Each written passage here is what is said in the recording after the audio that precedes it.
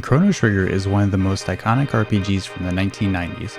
Known for its story that soars through time and a soundtrack that you can't ever get out of your head, it is enjoyed by casual players and speedrunners alike. On the speedrunning side of this fantastic game, runners try to beat the game as fast as possible by using many glitches and exploits. However, there is one glitch that breaks the game wide open.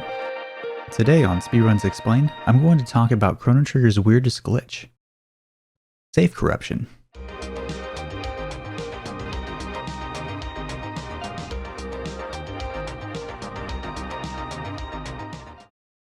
In order to understand what save corruption is, we need to look at and break down an older tool-assisted speedrun that was published in the late 2000s.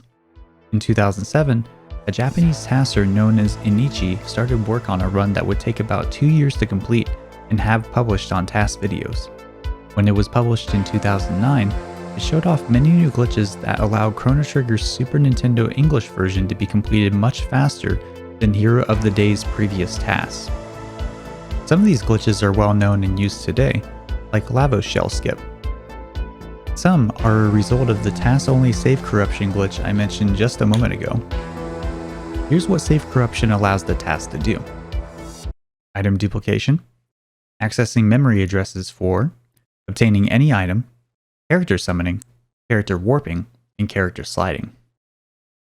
Item duplication happens when you perform certain actions in the inventory and reset within the first frame of saving your game. This is possible because Chrono Trigger takes 2 frames to save a file, and it's split into 2 processes. Some addresses in the game's memory are overwritten on the first frame, and others on the second frame. When this trick is done correctly, the game holds half a save file, which it reads as invalid and is listed as no data on the file select screen. However, it's possible to still access this data by pressing the direction the file is in and the A button on the same frame. There are several ways to execute the item duplication glitch, but simply switching the items and performing the glitch allows the item counts to be switched in the result, for example. After duplicating items to get 98 slots worth, the equipment screen overflows, allowing access to an area left of the normal cursor limit and other memory addresses. With the game now broken, that opens up the other glitches that were mentioned earlier. You can change settings in the configuration screen and obtain any item. This can be used to skip major parts of the game like the Aerostome by glitching the bike key into your inventory. Thus, Johnny automatically shows up because you have it in your inventory. You can use this glitch also to get the Chrono clone to skip Gato and Beckler, just as another example of how broken this is. The next trick we see is called character summoning.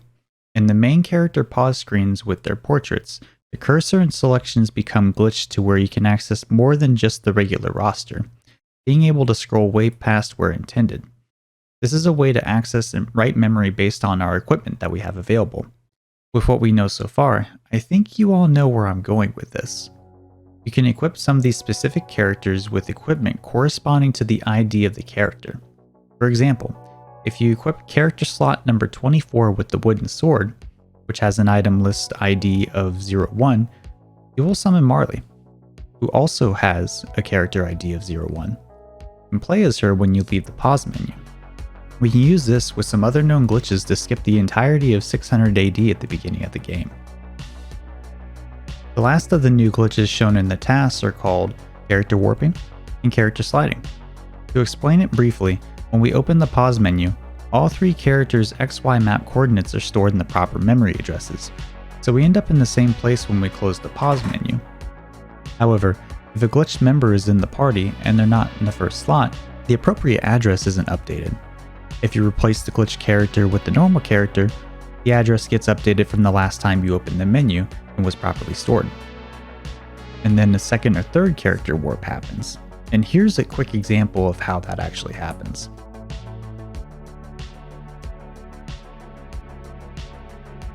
What you just saw was Prison Skip. In the cutscene when Chrono bumps into Marley, only Chrono is locked in the cutscene. This means that any other character can move and access the menu.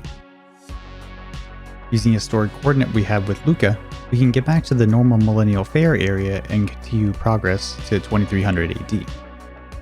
Character sliding is when a glitched character is present and tries to mimic the movements of the primary character, but is unable due to them being glitched. That movement is stored and stacked to a certain amount. When the character is switched back, the character does the movement that it was supposed to do during that period. If you stack enough movement, you can make the character slide, and while the sliding effect is applied, the character moves through any obstacles. All of these tricks allowed Enichi to complete the task with a time of 21 minutes and 23 seconds, a number not thought possible, even in a tool-assisted setting at the time. Unfortunately, these tricks are all tied to setting up the item duplication glitch and are not considered to be possible on console. And the only improvement to this task came from a heavy SRAM manipulation that led to a credits warp, which is considered to be much more impossible than the item duplication. Thus, the idea of breaking the game with these tricks was left behind at the end of time, to be considered not humanly possible, and the true potential of the speedrun put behind a locked door. Or so we thought. Fast forward nearly a decade, 2019.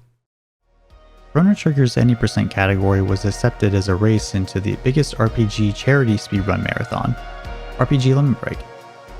This brought many RPG runners from around the globe to a single location in Salt Lake City to either partake or watch the marathon. That includes a whole slew of Chrono Trigger runners. At one point, they discussed how cool it would be to make the save corruption in Enichi's task actually usable in real time. So a runner named SNES Warrior took up the challenge and locked himself in his hotel room for an entire day trying to get the overworld warp, which involves resetting on the exact byte where the save overwrites the X value coordinate, but not the Y value coordinate.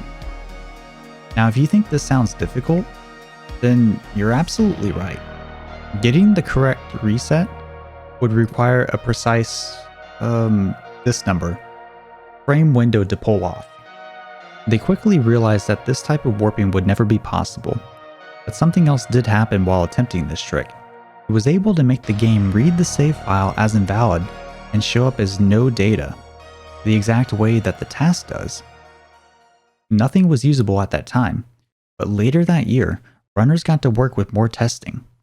And then this happened. You remember what I was talking about earlier with the task? The game takes 2 frames to save, and some point in the middle of saving overwrites the inventory. This process is split into 2 segments, overwriting the type of item, and then overwriting the quantity of the item. So if you interrupt the save at the exact point where it overrides the type of item, you can switch them. That specific process of duplication has 0.038 frames to complete. If you save and reset in the proper time frame, you obtain the no data save file and can load it using the same frame input method described earlier. They had finally done it. The Chrono Trigger speedrunning community was able to duplicate items on console.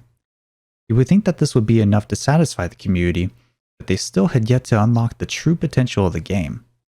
As it turns out, no one knew what the exact process was to cause character summoning in the English version of Chrono Trigger. During the latter half of 2019, 2 Japanese runners were in the lab working on a solution to this impossible problem. Let me introduce you to a runner of the Japanese version of Chrono Trigger, Pan, and a Japanese taster of other games named Kyoto Saga. These 2 found an optimal way to duplicate 98 slots worth of helms in the inventory, which causes the memory overflow the task uses. Basically, the game's memory only has 96 bytes allocated for each type of equipment, or 96 slots. Going over that will overflow the game's memory, and to get the proper address, we need to overflow it via 98 helms and not just 97. From there, they finally had the ability to do almost everything the task could do, and they were able to bring down the Japanese Chrono Trigger time via save corruption to just under 1 hour and 50 minutes. In the 100% save corruption category, to about 3 hours and 21 minutes, not including the duplications. While these discoveries are incredible, there is one last barrier to breaking this game completely via save corruption, and that is finding out what causes the US version to allow character summoning. Since the addresses are different than the ones in the Japanese version, the precise requirements to break the game open are still unknown. Well, they were up until the end of the writing of the script. A top Chrono Trigger US runner, Halation1, posted this in the Chrono Trigger speedrunning Discord on July 14th. Though incomplete due to not being able to access the entire equipment screen, he was able to summon Magus and Marley, getting the US version one step closer to being broken wide open with save corruption. Unfortunately, testing has shown no way to do this consistently, as it almost seems random when it happens. I hope you all enjoyed learning about Chrono Trigger's most broken and obscure glitch. If you enjoyed, consider giving a like and subbing to see more content like this. Also, if you want to know more about the speedruns, join the Chrono Trigger Speedrunning Discord. Have a great day and stay hydrated. I'll see you all in the next episode of Speedruns Explained.